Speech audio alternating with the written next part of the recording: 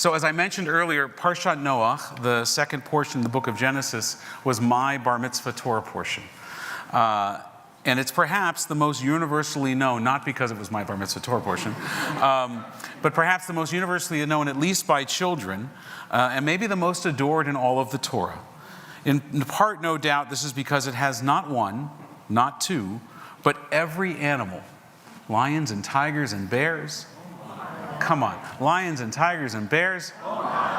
And they come in pairs. So beloved and recognizable is this parsha that we tend to forget that there is actually more to the story than the lions and tigers and bears, oh my, and the building of the ark and Noah and the dove and the rainbow and all of those things. Tucked in at the very end of this parsha that bears this name is a small and poignant story. We are told that the descendants of Noah built a great city in the land of Shinar, and they built a tower with its top into the heavens to make a name for themselves. And God was offended by their hubris, the hubris of humanity, and said, "Look, they are one people, and they have all one language, and this is only the beginning of what they will do. Nothing that they propose to do will now be impossible for them. Come, let us go down and confuse their language there, so that they will not understand one another's speech." This, of course, is the story of the Tower of Babel. A favorite midrash of mine explains that many, many years passed in the building of the tower. I didn't write this midrash, it's just a favorite midrash I have. And it reached so great a height that it took a year to mount to the top of the tower. A brick was therefore more precious in the sight of the builders than a human being. If a man fell down and met his death, no one took notice of it. But if a brick dropped, they wept, because it would take an entire year to replace it. So intent were they upon accomplishing their purpose that they would not permit a pregnant woman to interrupt herself in her work of brick making when she went into labor. Molding bricks, she gave birth to her child, and then tying it around her body in a sheet, she went on molding bricks. That comes from Yashar Noach, a midrashic compendium. When you're a rabbi, or really anyone that has studied Jewish texts intently, you can't help but see the world through what I call Parshat HaShavua glasses, or a Torah lens. You hear something in the news and it triggers a connection to a lesson or to a story from our tradition that often puts the current event in a much larger and at times even biblical context. So, when this week a comedian stood on a stage at Madison Square Garden, a venue that has its own historical context for Jews dating back to the pre-World War II Bundist American Nazi Party, a rally that was held there in times of similar deep social turmoil. When that happened, and when I heard a comedian refer to other human beings as garbage, among many similar dehumanizing and degrading remarks made by other speakers at the rally, I thought of this midrash about how bricks were more valuable than human beings, disposable in the same way human beings were, that disposable in the same way as garbage is used up and tossed aside. Now, I'm not singling out one party or one candidate in this context. This is not a sermon about Trump or Kamala. It's not even a sermon about the U.S. election per se. It's a sermon about us, the human beings, wandering amid the ruins of our own towers of hubris and selfishness, unable to communicate with each other, experiencing different realities, condemned as we are to mutual incomprehension and unprecedented distrust. What happens when you see bricks as more valuable than human beings, and your heart becomes numb to the suffering of others, is that you discount and dismiss anything that stands in the way of your gathering of more bricks, whatever your bricks are, of your building of a taller tower, whatever your tower is.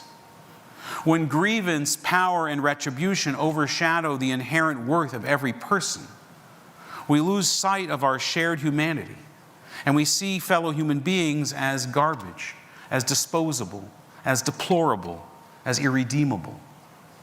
The builders of the tower believed that their worth was determined by how high they could climb, how lasting a legacy that they could etch into the heavens. They believed that they could insulate themselves from vulnerability and dependence on others by reaching godlike heights. And if they had to step over or on top of their neighbor to do so, a fellow human being, so what?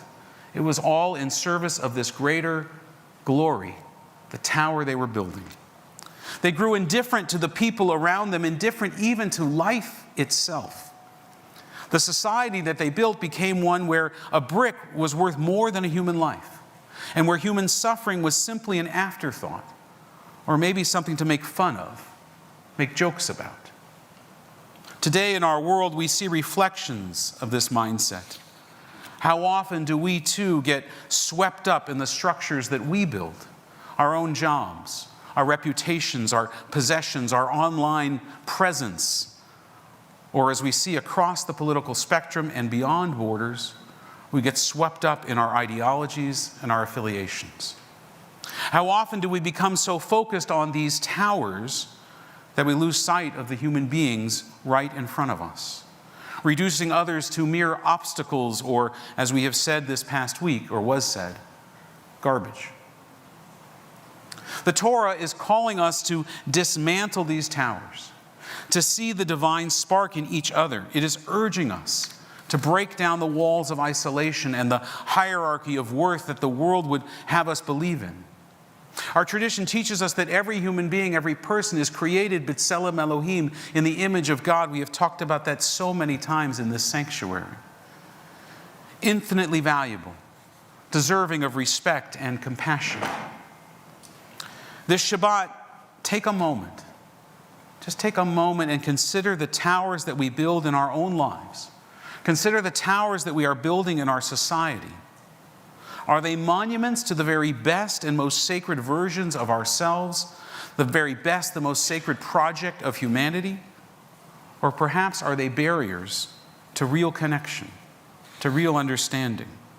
Are we laying brick upon brick, seeking to rise higher no matter the human cost? Or are we reaching out our hands, lowering the walls, and inviting others to climb up with us, hand in hand, rung by rung?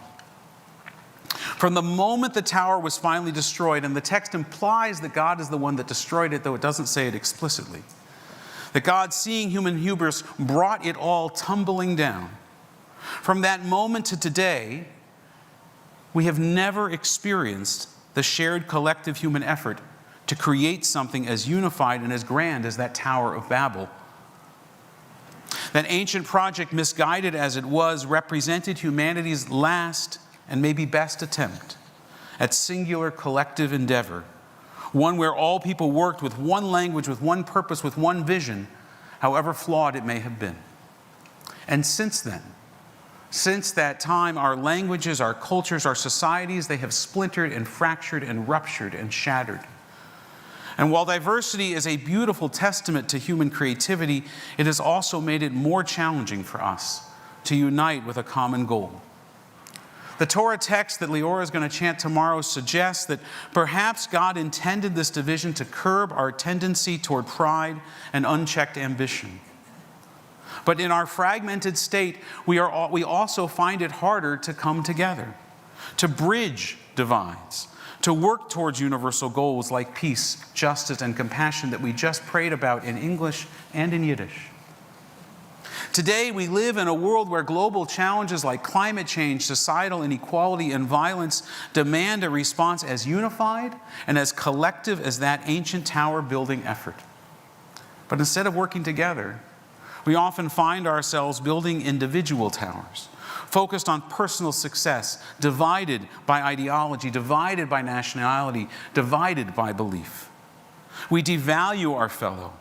We see those that disagree as obstacles, or worse, as garbage. And when we need to see them as partners and fellow travelers on this shared journey, in our rush to build higher, we forget that our strength lies not in our individual towers, but in the bridges that we build between us.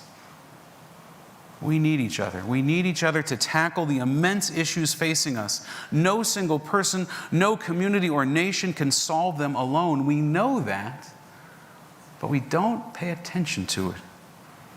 When we reduce others to obstacles or dismiss their humanity, we weaken the very foundation of our shared world. No tower can ever be built on a weak and cracked foundation, not one that will stand. But every bridge needs solid points of connection. The story of Babel is a reminder that we are meant to build together. Not structures of stone that separate us, but communities rooted in compassion and understanding and respect that connect us. And if we can view those who differ from us as essential pieces of this human mosaic, as people with insights and gifts that we may lack, then we can start to bridge the divide that Babel left behind.